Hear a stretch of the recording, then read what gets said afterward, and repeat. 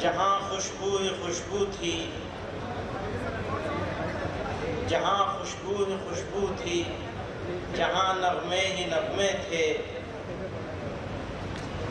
وہ گلشن اور وہ یارانے غزل خواں یاد آتے ہیں۔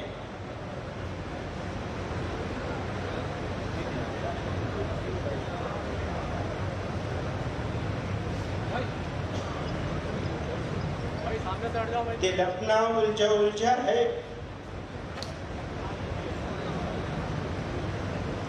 طبیعت بکھری بکھری ہے، نہ جانے کس کے کیسوئے پریشاں یاد آتے ہیں۔ کبھی دن کو لہو کی نقش کاری یاد آتی ہے، کبھی دن کو لہو کی نقش کاری یاد آتی ہے، کبھی راتوں کو زخموں کے چراغاں یاد آتے ہیں۔ بہاریں سیرگاہیں چاندنی راتیں ملاقاتیں، ہمیں اب تک یہی خواب پریشاں یاد آتے ہیں۔ بھرا رہتا تھا گھر جن سے، بھرا رہتا تھا گھر جن سے، وہ یاد آتے ہیں گھر والے، جو گھر کو گھر گئے خالی، وہ مہمان یاد آتے ہیں۔ ہم لوگ ایسے مشکل حالات میں آج ہم یہاں موجود ہیں، اور ہمارے بیچ میں ہمارے بڑے دافع مفارقت دے گئے۔ کچھ مہینوں پہلے تک حضرت مولانا قاری عثمان صاحب رحمۃ اللہ علیہ اس جماعت کی صدارت، امارت، قیادت اور ان کی موجودگی یقیناً ہم سب لوگوں کے لیے، خاص طور سے میرے لیے، میں کل بھی کہہ رہا تھا کہ کام کرنے کا شوق ضرور ہے،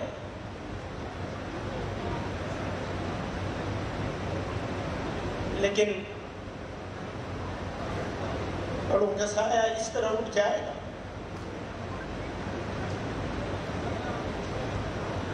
کہ ہمیں ضرورت ہے تو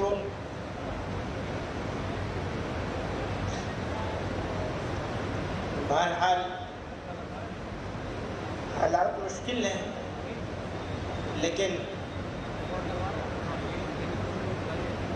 مایوسی کی کوئی ضرورت نہیں، کوئی موقع نہیں مایوسی۔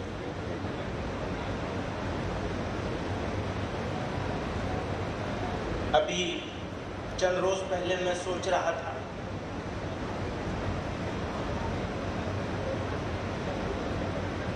کوئی صاحب کہہ رہے تھے، کسی نے لکھا تھا کہ یہ لوگ آرام سے ہیں، مشکل تو اس کی ہے جس کا کوئی سہارا نہیں۔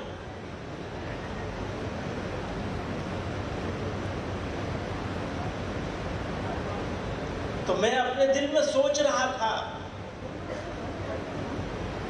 بظاہر جس کا کوئی سہارا نہیں، اس کو جتنی مشکل ہے اس سے زیادہ مشکل تو ہمیں ہے۔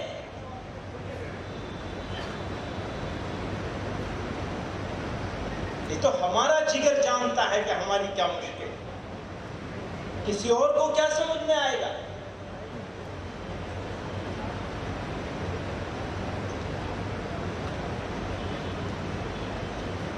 ہاں، مشکل کو جھیلنے کے لیے حوصلہ چاہیے، طاقت چاہیے۔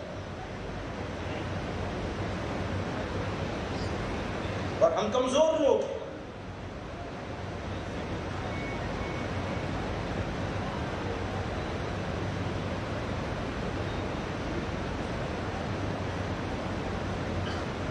کمزوری کا یہ مطلب نہیں ہے کہ کوئی مداہنت اختیار کر لے.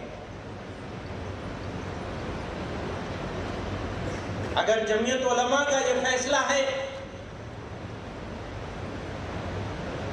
کہ ہم پیغامبر ہیں امن کے، پیس کے، شانتی کے، اگر جمعیت علماء کا یہ فیصلہ ہے کہ ہم ظلم کو برداشت کر لیں گے، اگر جمعیت علماء کا یہ فیصلہ ہے کہ ہم دکھوں کو سہ لیں گے لیکن اپنے ملک پر آنچ نہیں آنے دیں گے،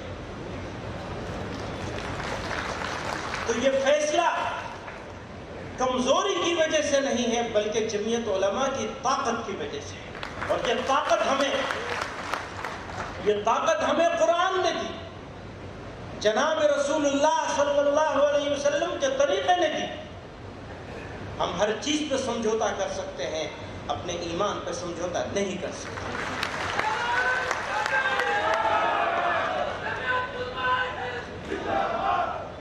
ہمارا ایمان ہم کو یہ بتاتا ہے، یہ سکھاتا ہے. ہمارا ایمان ہم کو اس راستے پہ لے جاتا ہے کہ ہمیں مایوس نہیں ہونا ہے.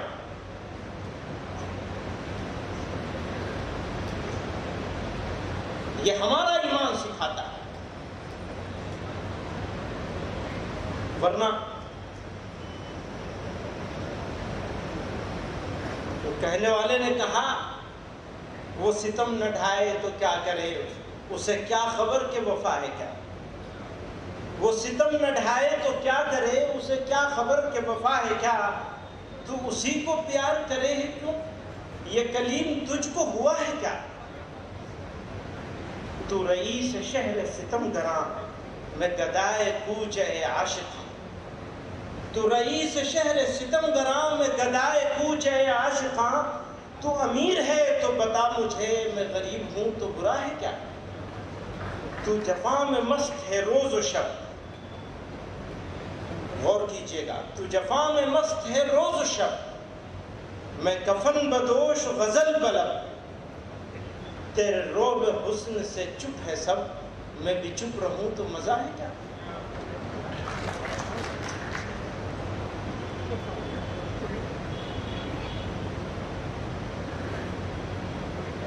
خاموشی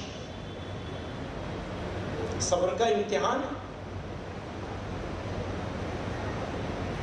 وہ چاہتے کیا ہیں، ان کا ایکشن پلان کیا ہے.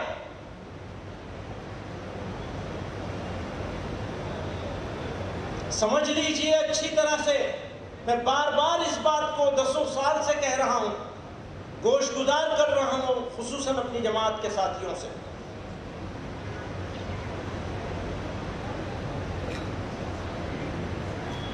اس ملک میں بسنے والے لوگوں میں اکثریت ان لوگوں کے لیے نہیں ہے جو نفرت کے پجاری ہیں،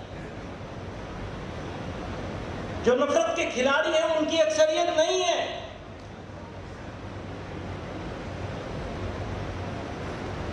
پہلے تو وہ بہت چھوٹی اقلیت تھے، آج وہ ذرا زیادہ نظر آ رہے ہیں، ویژیبل ہو گئے. اور اگر ہم نے انہی کے لب و لہجے میں جواب دینا شروع کیا تو وہ اپنے مقصد میں کامیاب ہو جائے گی. ملک کی خاموش اکثریت، بس یہ بدقسمتی ہے کہ وہ اکثریت خاموش ہے. ملک کی خاموش اکثریت، سائلنٹ میجورٹی، آج بھی اس بات کو اچھی طرح سمجھتی ہے کہ نفرت کے بازار میں، نفرت کا بازار سجانے والے، نفرتوں کی دکان کھولنے والے لوگ ملک دشمن اور غدار ہیں. وہ ملک دشمنوں کے ایجنٹ ہیں. اور نفرت کا جواب کبھی نفرت سے نہیں ہو سکتا. یاد رکھیے گا، آگ کو آگ سے نہیں بجھایا جا سکتا، آگ کو پانی سے بجھایا جا سکتا ہے، نفرت کو محبت سے بجھایا جا سکتا ہے. ہاں، یہ بات میں بہت اعتماد کے ساتھ کہنا چاہتا ہوں کہ تیرے رعب حسن سے چپ ہے سب، میں بھی چپ رہوں تو مزہ ہے کیا. میں یہ کہہ دینا چاہتا ہوں، اگر ضرورت پڑے تو اللہ نہ کرے وہ وقت آئے.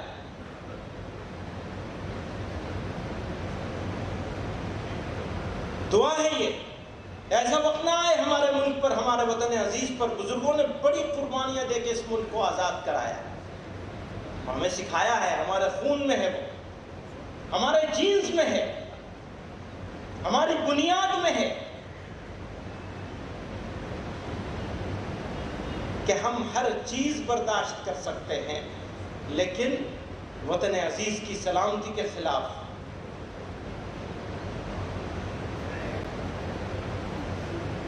باتیں تو بہت لوگ راشٹر نرمان کی، راشٹر رکشا کی، راشٹر سرکشا کی کرتے ہیں،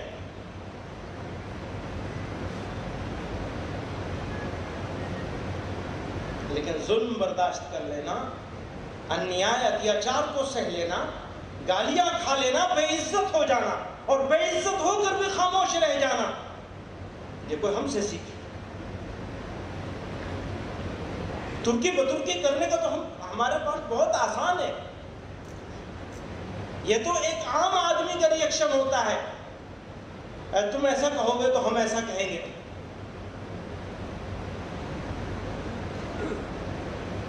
تم ہمارے بڑوں کو گالیاں دو گے، بے عزت کرو گے تو ہم تمہارے بڑوں کو بے عزت کریں گے، گالیاں دیں گے. یہ ہر آدمی کر سکتا ہے، لیکن مسلمان نہیں کر سکتا.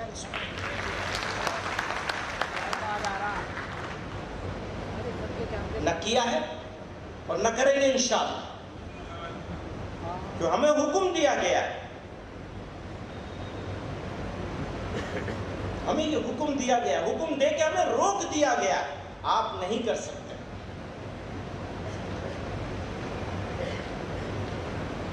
تھوڑی تکلیف رسن پھر تھوڑی سی تکلیف دار.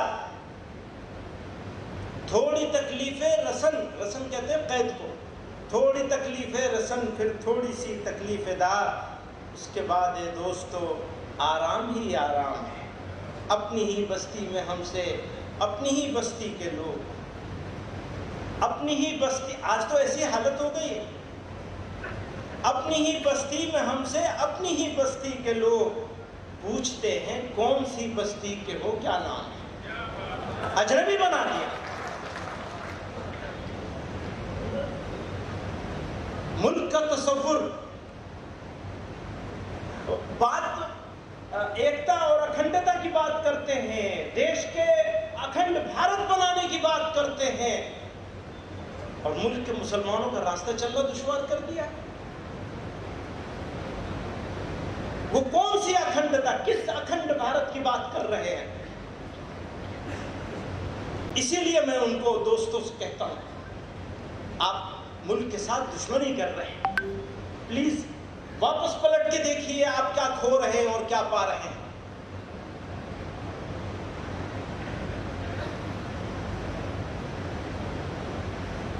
امتحان ہمارے صبر کا ہے، یہ ہماری طاقت ہے. صبر کمزوری کی علامت نہیں ہے.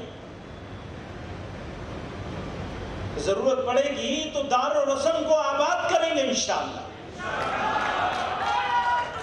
اور یہ کسی اور کے فیصلے سے نہیں ہوگا. یاد رکھیے، یہ فیصلہ کہ دار و رسم کو آباد کرنا ہے، یہ کسی اور کے فیصلے سے نہیں ہوگا، یہ آپ کے فیصلے سے ہوگا. کوئی لکھنے والا لکھے گا، کوئی بولنے والا بولے گا، اس پر نہیں ہوگا، آپ کے فیصلے سے ہوگا. آپ جمعیت علماء ہیں، آپ یہاں بیٹھے ہیں، آپ فیصلہ کر کے جائیں گے. اگر آپ فیصلہ کر کے جائیں گے تو انشاءاللہ آپ کے جہاں پر پسینہ ہوگا ہمارا خون ہوگا انشاءاللہ. بزرگوں، دوستوں، ہمارے پاس کہنے کے لیے بہت کچھ ہے، بہت کچھ کہا جا سکتا ہے. کہنے میں یقین نہیں رکھتے.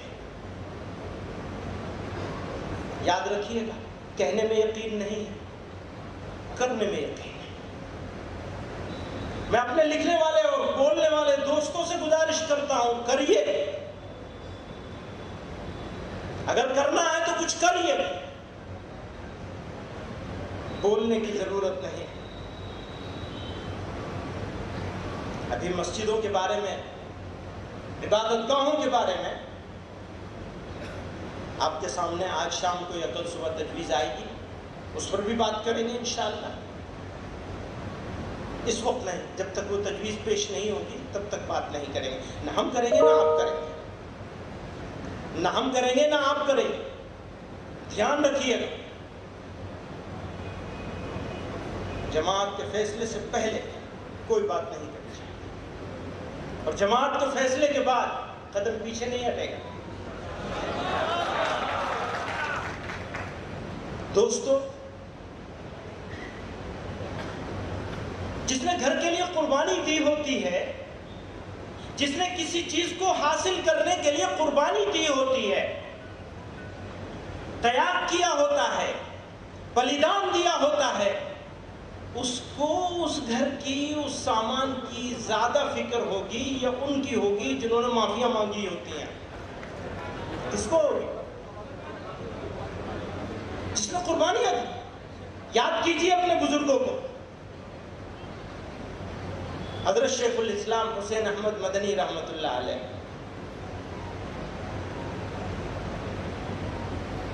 سال ہا سال جیلوں کو آباد کیا. ایک جیل نہیں، کتنی ساری گواہ.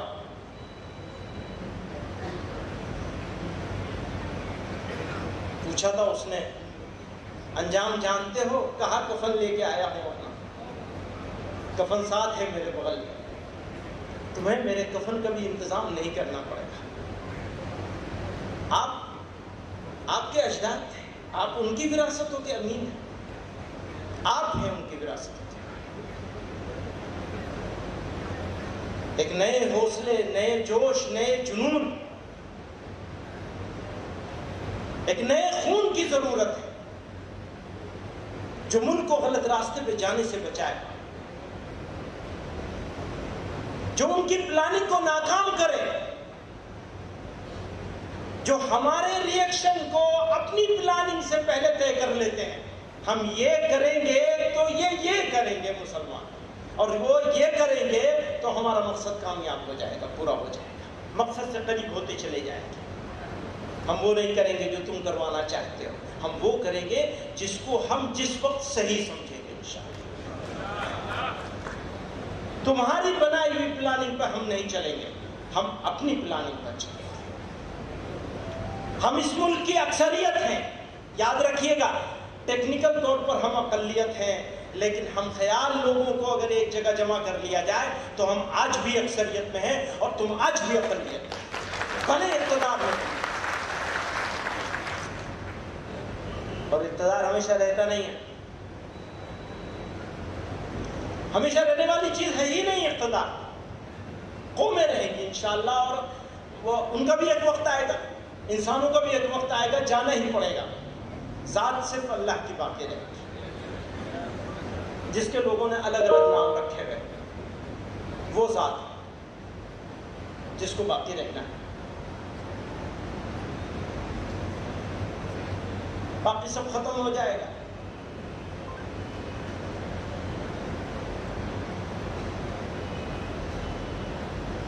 آپ لوگ یہاں تشریف لائے ہیں، میں شکر گزار ہوں. ہمیں حوصلہ ملتا ہے آپ کے آنے سے، اور یہاں موجود معتبر شخصیات، حضرت مولانا مفتی ابو القاسم صاحب نعمانی دامت برکاتہ، ہمارے مولانا بدر الدین اجمل صاحب موجود ہیں، حضرت مولانا رحمت اللہ میر قاسمی صاحب دامت برکاتہ میں تشریف رکھتے ہیں. شام کو آپ لوگ ان کو بھی سنیں گے، کشمیر سے تشریف لائے. اسی طرح اور بہت سارے اکابر یہاں موجود ہیں، سب کے نام لوں گا وقت. مولانا صدیق اللہ چودھری صاحب کو سنا بھی آپ نے، ہمارے حاجی ہارون صاحب ہیں، جمعیت علماء کی ریڑھ کی ہڈی ہیں مدھیہ پردیش میں.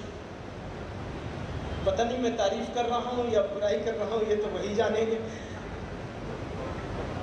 ہمارے دوست ہیں.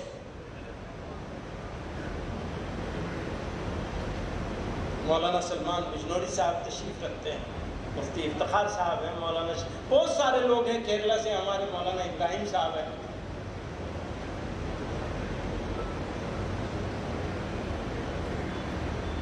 صابر صاحب ہیں. میری سمجھ میں نہیں آ رہا کس کا نام لوں کس کا چھوڑوں. مفتی سلمان صاحب ہیں. یہ حضرات جمعیت علماء کا، جمعیت علماء کی تاریخ کو، جمعیت علماء کے کارناموں کو، جمعیت علماء کی رہنمائی کے لیے، جمعیت علماء کا لائحہ عمل طے کرنے کے لیے یہ وہ شخصیات ہیں جو اپنی قیمتی اوقات میں سے بہت سارا وقت دن لگا کر کے ایک ایک تجویز کے ایک ایک لفظ پر اور اس کا کیا نتیجہ نکلے گا اس پر بحث کر کے ریزولوشن تیار کر رہے ہیں. 12-15 ریزولوشن ہوئے ہیں، ان میں سے 3 ہی ابھی آئے ہیں آپ کے ساتھ. اور آپ لوگ ملک کے دور دراز علاقوں سے، یہ وہ لوگ ہیں جو کارکن ہیں، جو کام کرنے والے ہیں. اگر جمعیت علماء ہے تو آپ لوگوں کی وجہ سے. اگر آپ نہیں تو جمعیت علماء نہیں. اور اگر آپ جتنا زیادہ مضبوط ہوں گے، جتنا زیادہ منظم ہوں گے، جتنا آرگنائزڈ ہوں گے، جتنا سنگٹھت ہوں گے، جتنا محنت کریں گے، اتنا جمعیت علماء آگے بڑھے گی. اور جمعیت علماء بھارت کے مسلمانوں کی عزت اور وقار کی ضامن جماعت ہے. آپ کمزور ہو گئے، جمعیت علماء کمزور ہو گئی تو بھارت کا مسلمان کمزور ہو جائے گا، بھارت کمزور ہو جائے گا. آپ کی مضبوطی اس دیش کے لیے ضروری ہے. میں یہ کہتا ہوں اپنے غیر مسلم دوستوں سے، بڑے لوگوں سے، اقتدار میں بیٹھے ہوئے لوگوں سے جب گفتگو کا موقع ملتا ہے، میں ہمیشہ کہتا ہوں آپ کو یہ غلط فہمی دور کر لینی چاہیے کہ یہ بھارت کے مسلمانوں کی تنظیم ہے. یہ بھارت کے مسلمانوں کی تنظیم نہیں ہے، یہ بھارت کی تنظیم ہے. یہ انڈیا کی آرگنائزیشن ہے. اس کی کمزوری انڈیا کو کمزور کرے گی، اس کی طاقت انڈیا کو مضبوط کرے گی. اگر یہ مضبوط ہوگا تو انڈیا مضبوط ہوگا. اس کو سمجھنا ہوگا، برادران وطن کو سمجھنا ہوگا. اتفاق سے ابھی دور چلا ہے میڈیا میں مقابلے کا. کتنا نیوز کو کتنا سینسیشنلائز کیا جا سکتا ہے، اس کا مقابلہ ہو رہا ہے. اب آپ کے جملے، میرے جملے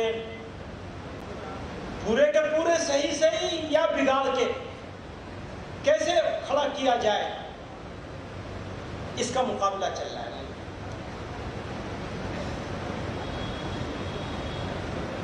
نتیجہ یہ ہے کہ کھائی بڑھ رہی ہے.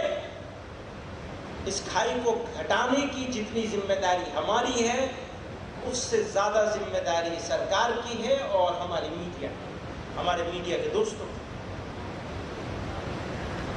ہماری ایک حد تک ذمہ داری ہے، وہ ہم ہمیشہ پوری کری ہے، کر رہے ہیں اور کرتے رہیں گے انشاءاللہ. لیکن آپ اگر اپنی ذمہ داری سے غفلت کریں گے، پورا نہیں کریں گے، تو آپ ذمہ دار ہوں گے، ہم نہیں ذمہ دار ہوں گے.